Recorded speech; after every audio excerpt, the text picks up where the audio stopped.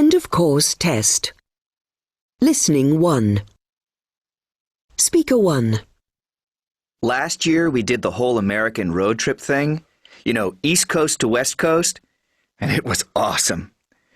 We'd all been really looking forward to it and enjoyed every minute of it. One thing, though, being on the road for that long means you don't take the little things for granted anymore.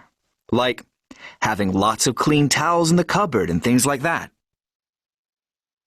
Speaker 2. A few years back, we did a tour of Southeast Asia, and even though my dad hadn't been overly keen on going and was so miserable at the beginning, he'd wanted to go round Australia instead.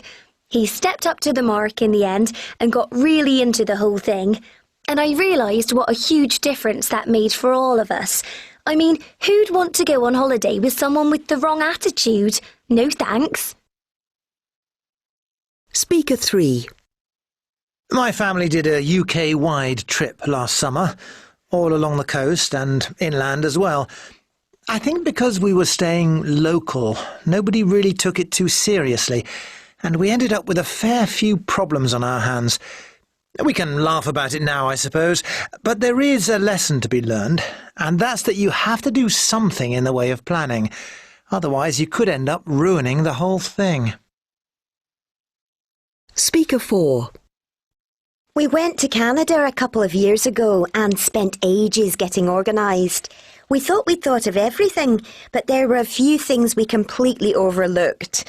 So if you're planning a big trip, don't leave everything to the last minute. However long you think you need, add a few weeks onto that and you'll save yourself a lot of hassle down the line. Speaker 5. Our journey around the Far East was amazing. It helped that my parents speak Mandarin, Chinese and Japanese between them, and it was really cool to experience cultures that are so different to ours.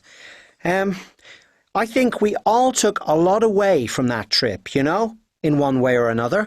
And actually, I wouldn't mind doing it all again someday when I'm older.